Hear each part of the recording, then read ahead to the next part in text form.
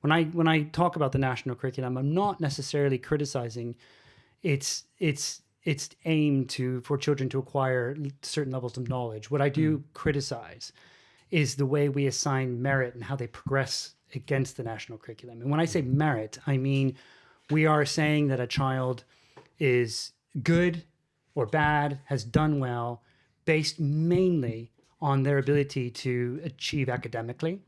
And I feel like that is not the best metric sometimes to measure progress. And that, therefore, could lead to certain children having particular levels of anxiety or mental health issues because they feel like if they're not hitting those particular targets, then they are failing.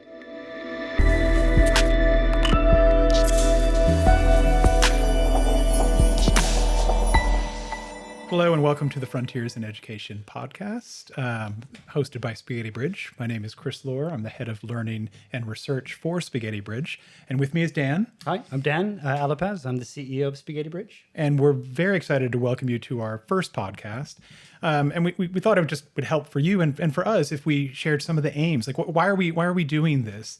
At Spaghetti Bridge, we really want to innovate and change education to ensure that the needs of all students can be met within the education sector. And we feel like this isn't happening as consistently as it could be today within the current climate. And so we don't think that the current model of education is consistently fit for purpose for the needs of all students.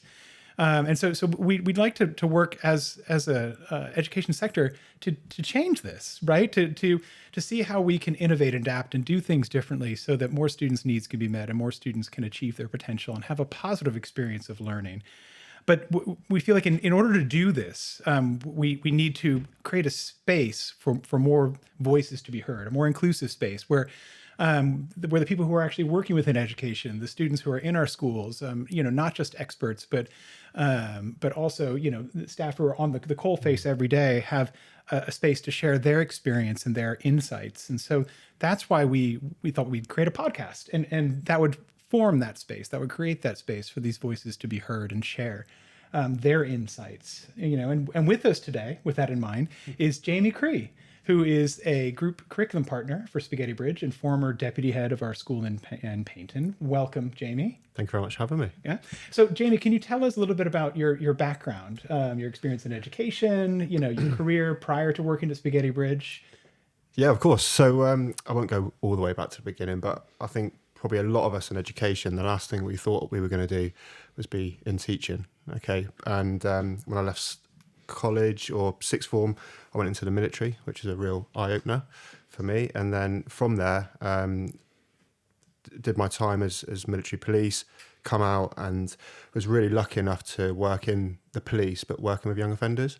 And it was at that point, actually, working with young offenders, which I'd never really sort of settled in the military really and in the police, but once I started working with young people and seeing the influence that you can have, the positive influence, that was it. I was like, I need to go into teaching. And I was really lucky because I hadn't a teaching degree or qualifications, and my best friend worked in an FE college, so and he worked in public services. And he said there was a job going. So I thought, well, I've got nothing to lose. So I went for the job. And it wasn't because he was my best mate that I got the job, by the way. But I was just given an opportunity. And, you sort of, there's times in all our lives where you're looking for an opportunity and they don't sort of come around very often. And with this one, they took a chance on me. I was able to join the college, become a teacher in public services. And then I was really lucky. They offered me a role in working what would have been their on-site pupil referral unit. I was just naturally sort of worked well with some of the students that they really struggled to engage with, and they offered me that opportunity, and so I did that. Really enjoyed it. I can kind of see a lot of my approach at that time really links well with the relational approach that we have in Spaghetti Bridge. And then I was asked to be the deputy head of their school. So that was all Key Stage 4. So that was your year 10, year 11 students that it was very close to a mainstream type curriculum. But obviously being in a college, you could access a lot of equipment and vocational qualifications that you might not be able to do in your normal mainstream school. So people will come to that school for a range of reasons, and I just love the impact that type of environment could have. And interestingly, over time, I just really had this urge to want to improve in my SEND knowledge. That was really key to me. So I'd worked with a few young people with EHCPs, and actually, you know, I imagine we'll cover this today in some of the information that you provide. But the fact that a lot of those students, there's big barriers, isn't there, to them being able to access learning and their curriculum, and there's a lack of understanding just in education of how to meet those needs. So I liked working with those young people. I invested a lot of time in those young people, but I never really felt like I fully had the skills and the tools to do it. I didn't really have the background, the qualifications as such in SEND. Then I found out about Spaghetti Bridge, and then I was lucky enough to join. The rest is history, yeah, right? You know, history. I mean, it's always fascinating to hear people's stories about how you know, they came to work in education, and I love the fact that you didn't even think about, you know, maybe education as being a career path for you, and it's almost like it found you, I guess. Yeah, it did. I mean, you know, I just remember one time working with a young person in a ward in Torbay, it was basically trying to stop young people from getting involved in crime and antisocial behaviour. And he said to me, we're just walking along one day, and he'd been excluded from school, and he said, "Oh, I wish you were my teacher."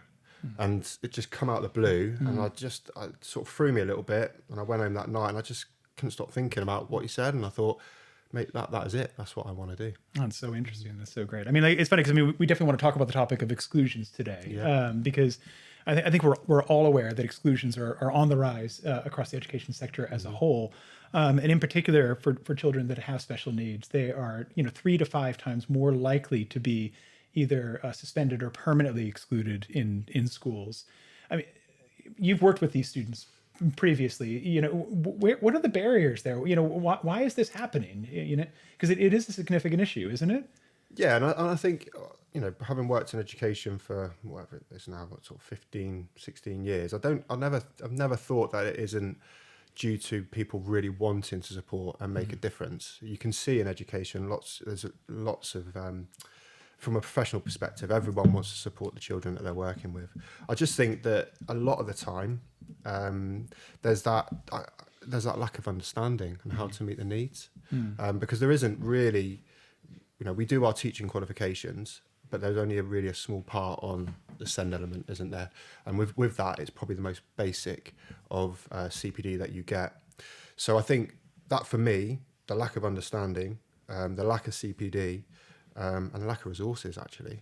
I think you make a really important point there. You know, nobody gets into teaching to you know, not work in the best interest of the students that they work with. You know, people get into teaching, get into education because they want to work with children and help them achieve their potential. But sometimes, I mean, Dan, if you had that experience that where maybe, because you're actually from a mainstream background as well, weren't you? And I mean, was this something that you saw, that maybe some staff weren't given the resources or the training to work with the needs of all the students that were in their classes?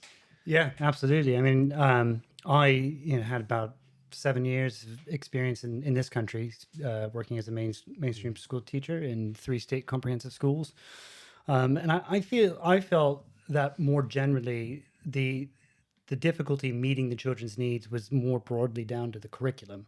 Oh, okay. And the lack of flexibility that teachers had. So, I mean, Jamie, you mentioned resources. I would kind of more broadly kind of encapsulate the lack of flexibility in the curriculum as not having a resource either, if that makes sense. I felt that largely in part I was really kind of held to account to make sure that the national curriculum was met in a way that clearly for a significant proportion of the students that I worked with in my first state comprehensive school in Croydon, it just made it really difficult to meet their needs, and therefore obviously their ability to sit and stay in a classroom was difficult, and therefore their behavior started to escalate, and then that ultimately led to some sort of fixed term exclusion. I mean, that's really interesting to me. I mean, Jamie, did you ever feel that pressure to deliver a curriculum which maybe was more about, you know, meeting certain standards as opposed to meeting the needs of the children that were engaged in that curriculum? Is that a pressure that you feel like is maybe common within a mainstream environment?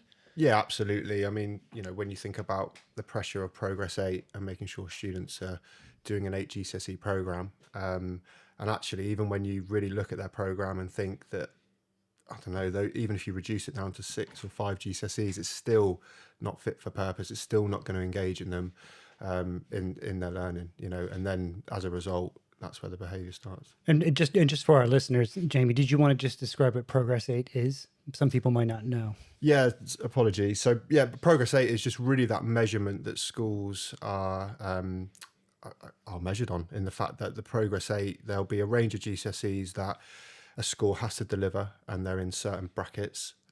So whether that's maths and English and sciences, whether it's a language, and then there's sort of 3 or 4 different other options that schools can choose. So it's not even as if you get to choose 8 random GCSEs. You have to pick them from different sections. And then,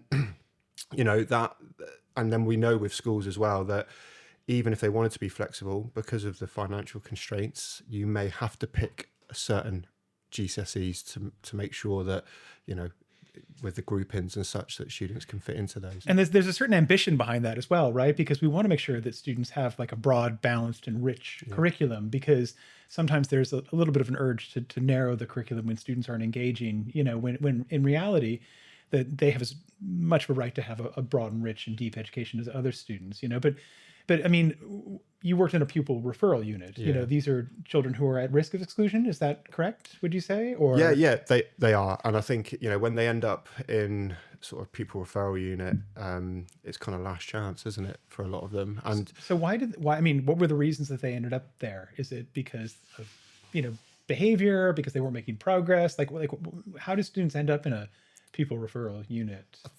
It's mainly behaviour, Okay. isn't it, a lot of the time? And that social, emotional, mental health will play a part in that as well. I was just thinking then, just when we talk about that curriculum, and then when people may reduce the amount that they do GCSEs, and what tends to happen is that reduction sometimes means that it's a reduction in days as well. Where you're right is the fact that it shouldn't be a reduction in days. It just means that what you're not filling the GCSE time with is something that they're going to engage in, that they're going to learn, and is stretching them, and is ambitious as well. So I think a lot of the time with and there's some brilliant pupil referral units out there, by the way, that do some excellent work and are able to get students through their GCSEs, and are innovative with the curriculum. But again, it probably comes down to funding and that ability to be able to Well, I mean, support them. and that's something I'm a little bit curious about. I mean, what is different about a pupil referral unit that actually helps these students to then re-engage and maybe see their potential? Is there a different approach? Is it just due to numbers? Is it due to environment? Like, what are the factors that make that difference for the student in these outstanding examples that you're talking about? Yeah, I think good examples of pupil referral units will be that they'll have good facilities, a school that their young people really value, and there's investment. So that'll be a really important factor to it. And I think a broad, balanced curriculum, opportunities, highly skilled staff that they've had investment in, and staff that have excellent CPD.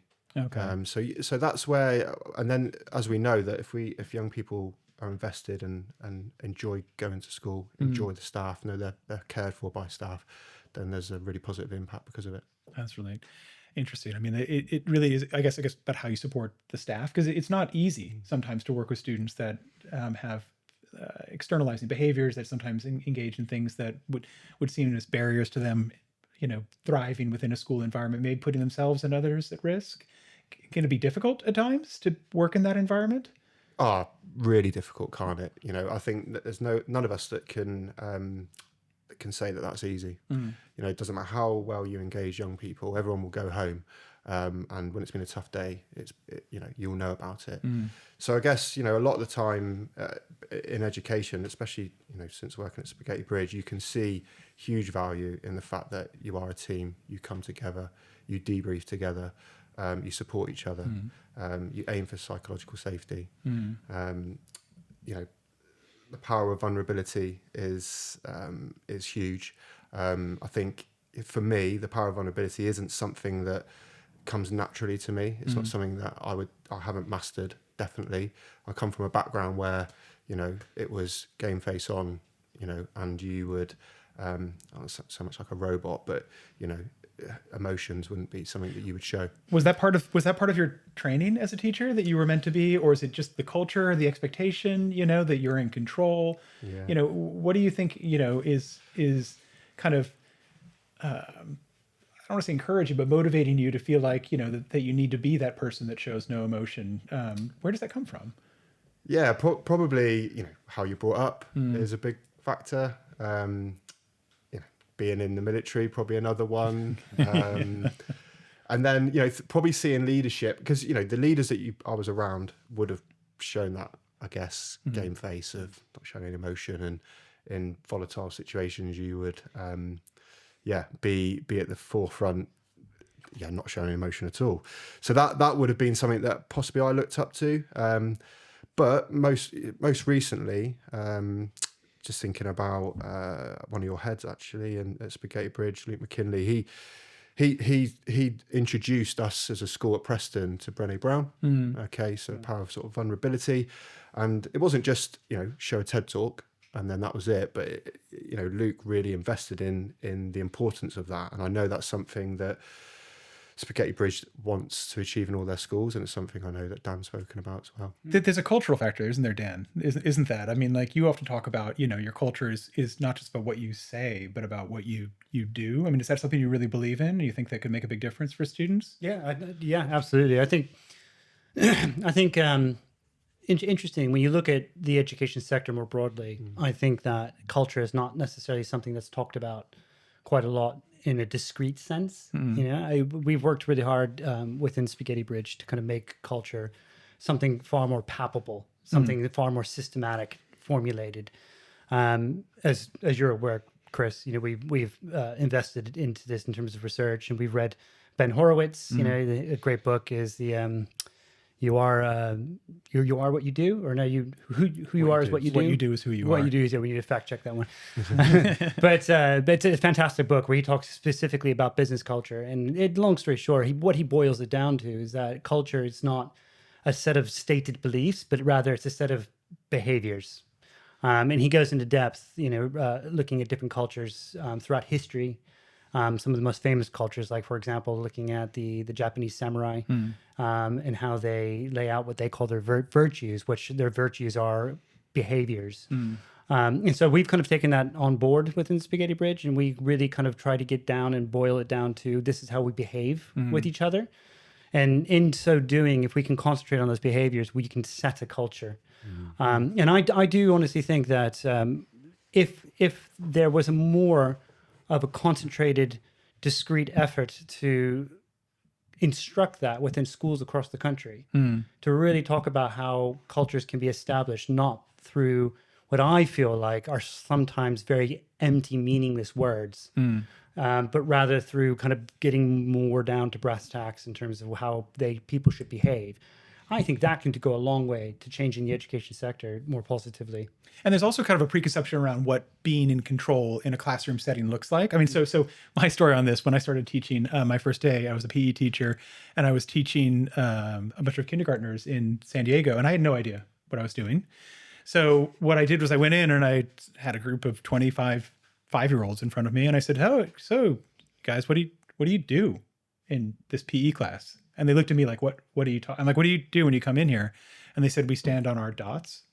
And I said, "Okay, that's a good idea. Let's stand on the dots." And they stood on the dots. And I go, "What do you do next?" And they said, "We stretch." And I go, "That's another great idea. Let's stretch. Okay, cool. Who wants to lead the stretching?" Right?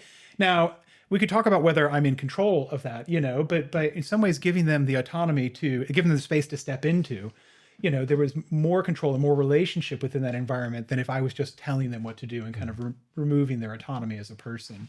But I think that sometimes that can be something which maybe we're not comfortable doing with students, maybe giving them the chance to do things differently or have a little bit of control. What do you think on that, Jamie? Has that been your experience? Yeah, I think when you sort of say giving them the opportunity to have more control over their learning. Yeah, or even say like, hey, I'm really not sure where we're going next. Can we find out together?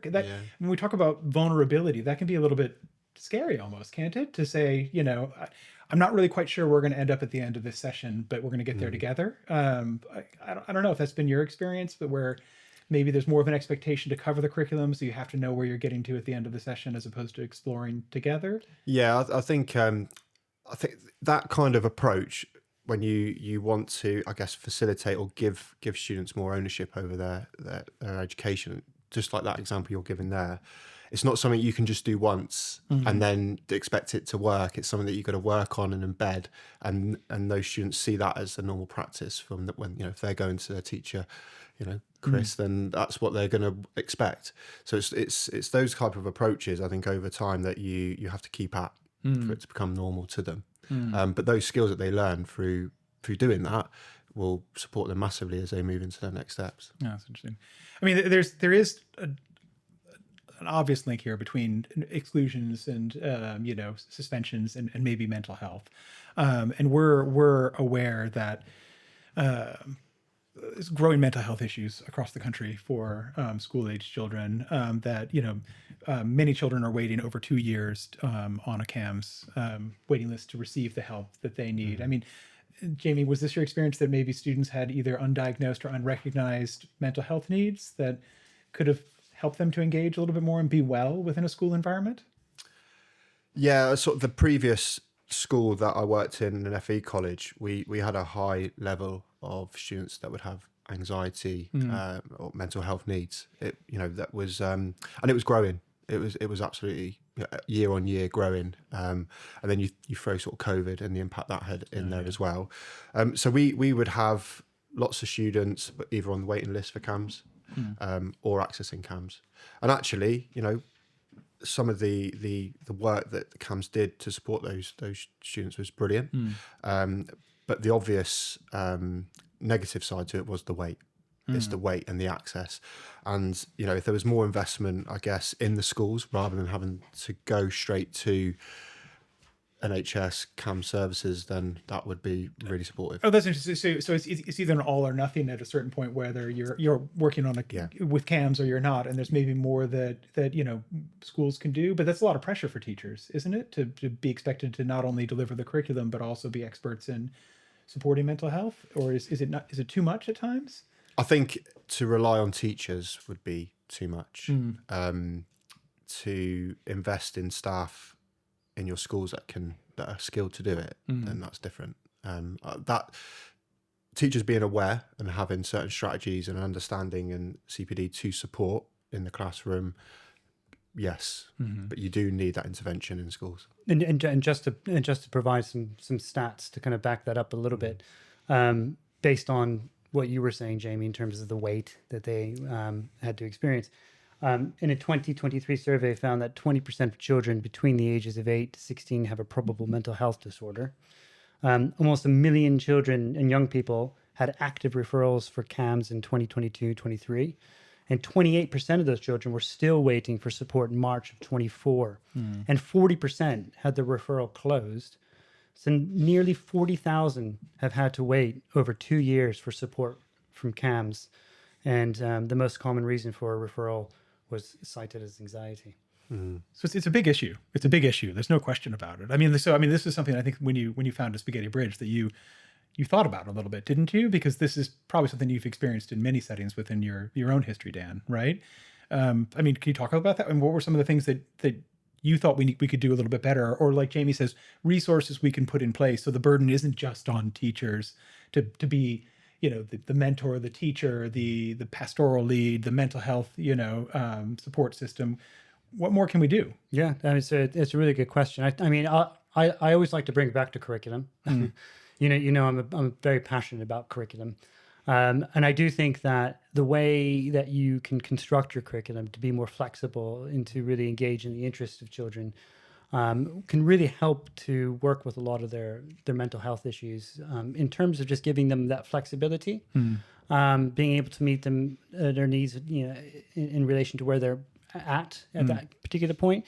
But I would think certainly more broadly, given the way that we staff our schools and our relational support strategies we have in place, you know, we make it an absolute part of the curriculum, and we set targets against the idea of listening to children and ensuring they're making progress against targets which are not necessarily academic. And this once again is where I am quite critical of the national curriculum, and I would say the merit that is assigned to progress within the national curriculum. Now, let me be clear. When I talk about the national curriculum, I'm not necessarily criticizing its aim for children to acquire certain levels of knowledge. What I do criticize is the way we assign merit and how they progress against the national curriculum. And when I say merit, I mean we are saying that a child is good or bad, has done well, based mainly on their ability to achieve academically. And I feel like that is not the best metric sometimes to measure progress. And that therefore could lead to certain children having particular levels of anxiety or mental health issues because they feel like if they're not hitting those particular targets, then they are failing. I see. We kind of expect students to adapt to the curriculum as opposed to the curriculum adapting to students is kind of what you're saying. And correct, yeah. and it seems that there's also maybe something else that we could measure or something else that we could, because for me, it talks about things like progress aid and national curriculum, and accountability measures for schools means that kind of to a certain extent, what we can measure is how we expect students to make progress as opposed to looking what progress would look like and then look at what we can measure. Does that make sense? Because it's very easy in some ways to measure students' progress in maths and literacy and things like that because we have, but it's very difficult maybe to measure other areas. And so maybe we gravitate towards those areas that are easier to measure because they show that we're making an impact. I wonder if it's those things that we measure, is it not as easy or is it just not as valued? And actually it should be valued, shouldn't it? So I mean a really good example would be like resilience. That's a very important skill in the world, right? Just in well-being and mental health and in the world of work, in the world of relationships, resilience is super key. But measuring resilience is really hard, and maybe we avoid that sometimes. I think Jamie makes a very, very powerful point in terms of asking, is it something that we value, or is it because it's not very easy to do it? And I think there is tremendous value in those aspects, Chris, that you outline in terms of people being resilient or being responsible or being creative or having the ability to make executive decisions. Those are all very valuable skills. And I don't think anyone would argue against that. But we don't measure it. And I think it is mainly more because it is hard to do. Also, it's driven by a particular culture in the country that we don't want to measure those things. And there's a fantastic article that was written, as Chris, you're well aware of, by someone called David Brooks, who wrote an article of why the Ivy League broke America, where he very simply argues that the elite institutions of America are one of the reasons why the culture of America is predicated on measuring students in a particular way, which then leads to large difficulties throughout the country, such as class divide, because wealthier parents who have access to kind of resources and education to help children to be able to progress against those forms of measurement for which these elite institutions put in place in the first place, if this makes sense. And what Brooks argues, and what he eloquently kind of shows in that article, is that actually for a lot of the people who do progress in a very typical way and become doctors and lawyers who go to Ivy League schools actually don't perform that much better than their colleagues and counterparts in those particular sectors and industries that didn't go to those institutions. And in fact, some research shows that those persons' abilities to actually collaborate in groups of people, to be able to facilitate conversations, is actually worse because they were put into environments which didn't facilitate that, whereas other kids were. So it is a fascinating aspect of society to look at how we measure progress for kids. And what I love about that perspective is that those measures around examinations and things like that were put in place in order to open up Ivy League schools to a meritocracy. Because previously you would get in if your parents went there, or you made a donation to the university. Whereas actually these were seen as merit-based systems, but then they skewed the entire system of education away from maybe a broader understanding of human development. So I think about the things that maybe we would value in our our staff team, right? Things like emotional intelligence and, growth mindset, resilience, creativity, curiosity, and things like that. Those are all really, really important things. But I don't really know if our schools measure them or explicitly teach them, if that makes sense. I mean, I don't know, Jamie, if you've had that experience where there was maybe an emphasis on achievement within a knowledge-based curriculum as opposed to maybe the broader skills that your students needed. Within Spaghetti Bridge or within? I'd say just in your history of education in general, maybe. Yeah, I think creativity is a really important one, isn't it? Was it Sir Ken Robson? That he was a big advocate of the fact that creativity just wasn't valued, or it was at the bottom, wasn't it? So I think creativity, if you look at that and valuing creativity in all of your subjects and all of your learning that you do, if you can have that skills, if a student can build those skills and have the confidence to be creative, then you can apply that to any role. But was that emphasized within, let's say, no, it wasn't. No, not for me. No, it was for me. A lot of it is around academic success. Passing things or failing things was seen as a negative. Which I mean, it is really interesting, because I think that at Spaghetti Bridge we could probably emphasize creativity as more important. I was recently at the DFE's curriculum review, and there's still this kind of dichotomy or this split between the creative subjects and the non-creative, whereas I believe that maths and history are just as creative as design and technology, or the arts and things like that. I think that we have this false perception that there are creative subjects and then there are more, I don't know, analytical subjects or something like that. This leads into our next topic, is that I'm sure you've seen in the news that persistent absenteeism, school refusal, children that are not in education has also been rising. And there are all kinds of questions around whether this is a result of the pandemic or working from home or all these things that you hear, right? But I mean, Jamie, what do you think maybe would be something that would be a barrier to students coming to school?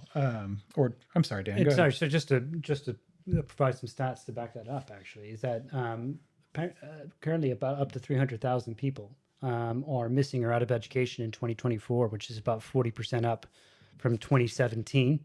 And as of February 24, 20% of children between the ages of 3 and 16-year-olds who should be in school fail to attend school on a regular basis. And this rises to 34.7% for children with an EHCP. So I just wanted to give a little bit of facts behind that. So it's almost double for children who have identified special education needs. So I mean, Jamie, to turn to you on this, like, what do you think is maybe driving this trend? This is maybe something, when you were within a mainstream environment or within the pupil referral unit, did you have students that were struggling to attend? And was that something what were some of the causes of that, you think? Yeah, range of causes. And that, as you're talking, I'm thinking of quite a few different students actually, and families, obviously, because the impact it has on the families. Curriculum being one of them, just going on what Dan said a minute ago, how important that accessible curriculum is, because if a student's coming to school every day and just really hating the experience they're getting, that's a big reason why they're not going to come. Anxiety, we were talking about mental health a minute ago, weren't we? And I think if you are really a really anxious child and you're pushing yourself every day, because there's I don't believe that any of those students don't want to come out. I think it's just there's obviously a mental block, they're suffering, and the impact it has not just on them but their whole family is huge. So I think anxiety really is a huge barrier for trying to get them in. Connecting to key staff, I think even when you think of attendance, and someone's suffering with anxiety or mental health, if they're getting themselves in once or twice a week, that's not seen as a success, is it? But for that young person, it's huge. For that family, it could be huge. So again, we sort of talk about how we measure those things. We know that COVID did have a big impact during that period. Electively home educating as well, that ability, I think, for parents to, the right to electively home educate your child. I think sometimes that when it's getting hard in schools, that sometimes I often worry about that term, if I could be honest, because I think that often parents aren't actually electing to home educate their child. They're just unwilling to send them back to that environment anymore. And so they just say, I'm not going to do it anymore. Or the pressure of Yeah, fines. yeah, and so or on. you know, the fights you have every morning, and like the anxiety and the pressure you get from the school. So it may seem like their choice, but in reality, it's just because the options aren't unavailable. But I mean, I guess this is kind of a strange question, but shouldn't school be a place where children want to go? And maybe what are some of the things that we've done to make it a place where they don't want to go? You know, I mean, like Dan, is that something you think about sometimes, where maybe how can we make school a place where kids do want to go? Yeah, absolutely. I mean, again, it's not just merely curriculum, although obviously that's a huge component for me. I mean, we really aim to put a curriculum in place which engages children's interests, and actually they can do things which are exciting and fun for them. But equally as well, I mean, it really, a lot of it boils down to relationships as well, doesn't it? And making sure that children have the expectation that they have particular relationships between their peers and with the members of staff is going to be a huge reason as to why they're going to come to school. And obviously within our schools, I mean, we have the luxury of arranging the staff structure in such a way where it minimizes the kind of the movement for children going from person to person. And we also have the ability to pair children together in such a way where they can be matched in order to facilitate those friendships. We find that really helps. But yeah, that's I mean, relationships, that make such a big difference for children, for all of us, I think. I mean, Jamie, in your experience, I mean, do kids like to learn? You know, I mean, it sounds like a strange question, you know, but we've somehow created as a system this idea that the children maybe need to have their feet held to the fire in order to get them to learn, when my experience is often that children love to learn. And there's maybe something about the way we set up schools that then maybe makes them like to learn less. Yeah. I think it's what you're learning, isn't it? I think, you know, that every child, every person has an interest. You know, everyone loves to learn, don't they? I guess it's what is presented to you and how you engage that person in that activity. I think it's also about how you learn it. Okay. You know, so if you could take my daughter, for example, and I can say, okay, over the next 4 to 5 weeks, we're going to sit down and do a scheme of work where we learn about World War II and, you know, all of the kind of really important aspects as to why the war was important in humanity and history and what we can take away from it. Or I can say to her, I want you to spend the next couple hours researching World War II on the computer.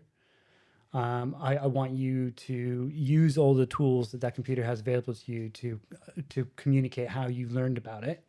I almost guarantee you, she can probably learn more about World War II in those couple hours on her own, rather than sitting in a classroom with 30 children with somebody talking at them with slide decks about World War II. So what makes the difference? Like what's the difference in those two things? One you have great planning, right? You've sequenced the learning.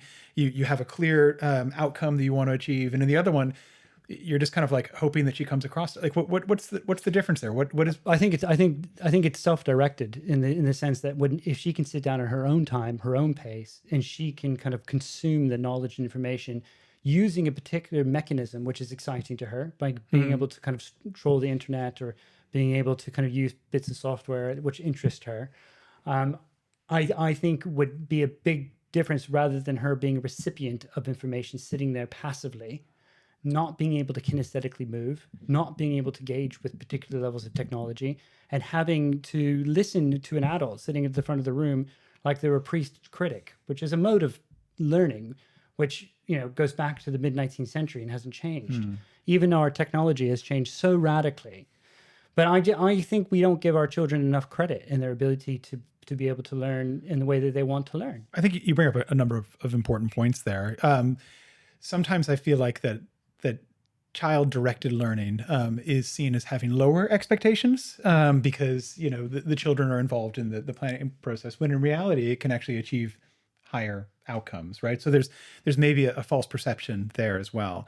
But then this idea of passive versus active learning, is this something, Jamie, that you've experienced a little bit, where students maybe enjoy and engage and learn more by being more actively involved in the learning process? Yeah, I think FE, that's one thing that they do and strive to do really well. I think giving students the opportunity, the autonomy over their learning, and then a lot of the time again, it's one of those things that you can't just go one day, right, I want you all to get your laptops out and I want you to all just research this and think that it's all going to come together. So you've got to build them up to it, and then you've got to give them skills to be able to do that. So I think, that for me is probably the best way to learn, isn't it? And to be clear, it's interesting politically when you look at the education models currently across England, because it's interesting you mentioned the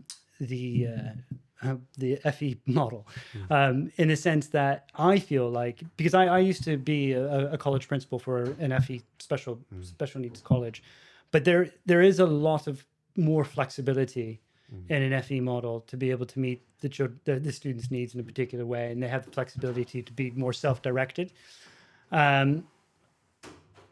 I do also think that in the primary schooling aspect in the country as well, there's a lot more creativity and a lot more progressive advancements that have taken place over the last 8-9 years, in the sense that they've moved much more to a topic-based curriculum across the subjects at primary school. So that does, by virtue, engage the students much, much more. So that means, for example, when they're learning the Romans, right, they even apply that when they're doing maths. So they talk about how the Romans would do maths, and it kind of fits together. it fits together, and it holds as a thread, so that their interest is a little bit more it's more prescient, it's more there. Whereas I feel like in the secondary school aspect, it's where you obviously all the emphasis is on qualifications. You're just making sure that there's knowledge acquisition, and you take the test, and then that's where I feel like students start to really struggle, and absenteeism can go up, exclusions can increase. Whereas interestingly, when you look at students, for example, who aren't necessarily fitting the academic mold and not doing that kind of typical progress, when they do go to FE, they tend to, you've probably seen it time and time again, Jamie, they tend to thrive. Because they're doing stuff that's more creative. There's more, the teachers are much more passionate because they get to do the things that they really enjoy. And that kind of really starts to bleed into the children's kind of excitement as well. So in maybe an exams-based achievement program is presenting barriers for students who otherwise could thrive within an environment that because they can't maybe jump over that hurdle, or because there's so much focus on exams, they aren't able to get into that space, if that makes sense. I'm thinking of Temple Grandin here, who talks about how who's a researcher in autism. She's a veterinary practitioner, really highly accomplished author. And she writes that, she couldn't get into the programs that would enable her to be successful in her career today because she couldn't do the maths. But it doesn't matter. She's an incredibly successful person, So what are those exams actually showing? It is kind of I think an interesting question.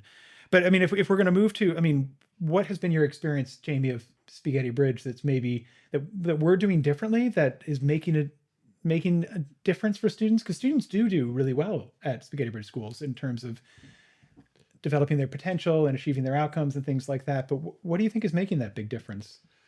It's popped up a couple of times, actually. So there's relationships. It's just absolutely key. We were just talking about, how do you support a student who won't come into school? Well, if the likelihood is if they have a real strong relationship with key people in their school, then they'll come in, because they feel safe, they feel secure, they feel they can connect with people. So that's something I know that Spaghetti Bridge, that is a key part of our enterprise learning, is our relational approach. And then, our enterprise learning projects, sort of, I think you give an example how it works in primary. So it's not exactly how that model works, but I think the fact that you can engage in a project which sort of interweaves all the different pillar subjects into one, where some students that might turn around and say, well, I don't like history, for example, don't even realize that they're covering history.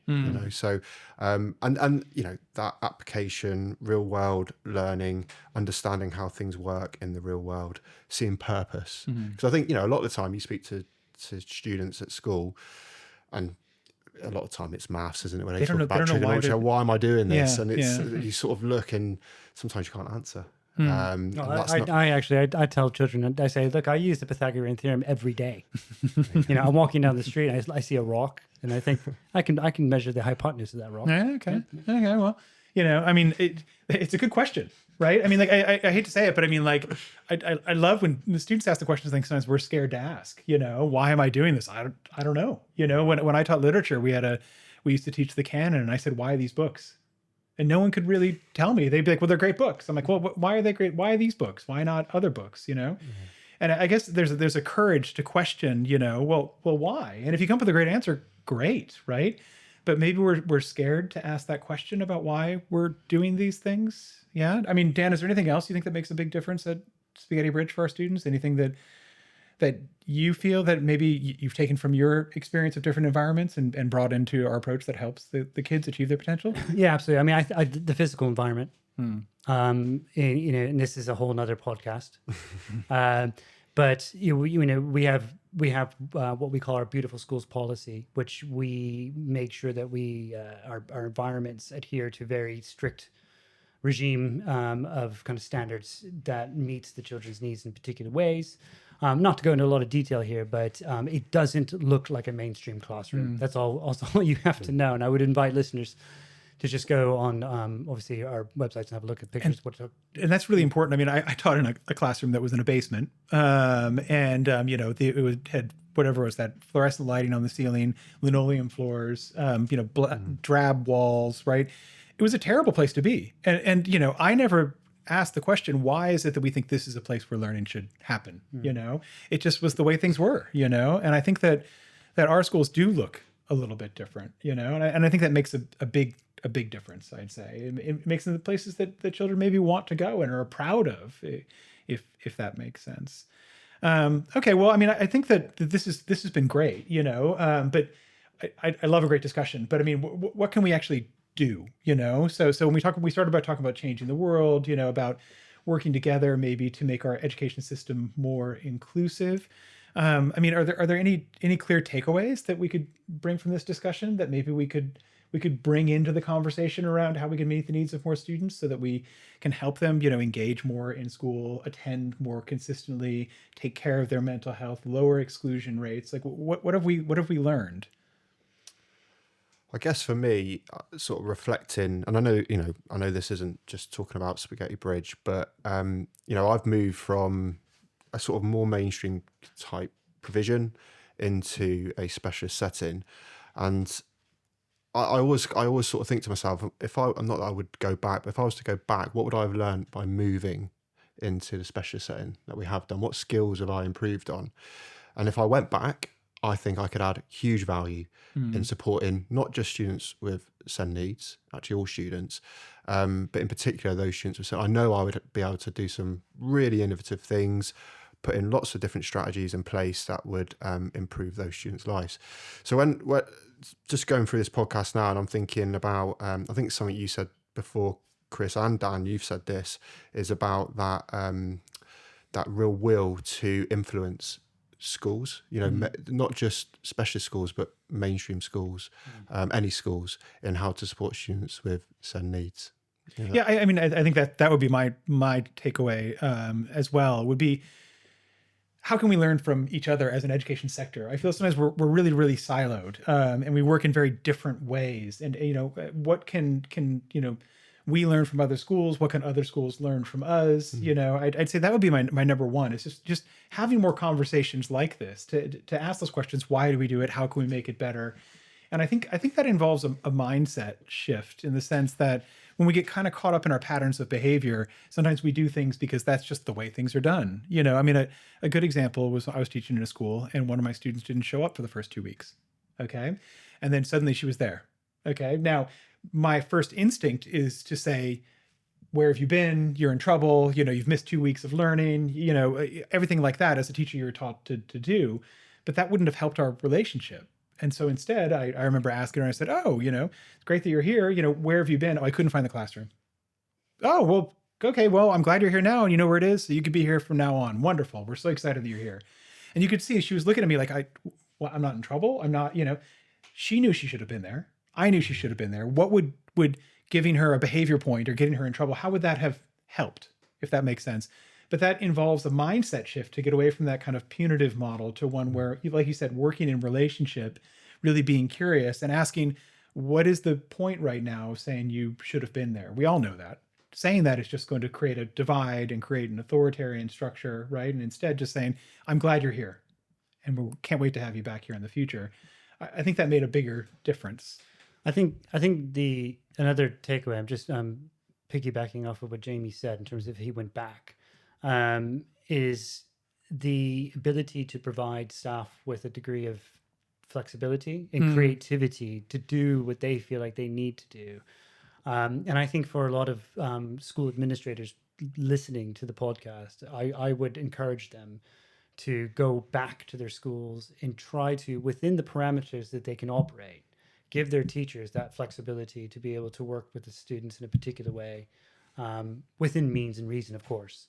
But I think that's a big takeaway from what I'm hearing, is that giving the freedom to those practitioners to be able to do what they got to do. But there is a little bit of a fear in that, in the sense that, there's a regulatory or an accountability framework that people are worried that they're not good. So it's a systemic issue as opposed to an individual practitioner, because as a head teacher, you sometimes get a little nervous about doing things differently when you've done something which has worked in the past. Yeah, and I think we got to really question that fear. I think you make a good point, Chris. And I think we got to question if that fear is actually real.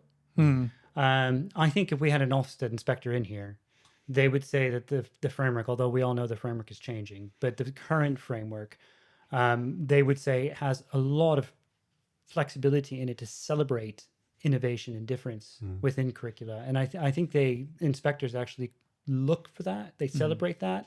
So I do think for a lot of senior school administrators listening, I think don't be afraid.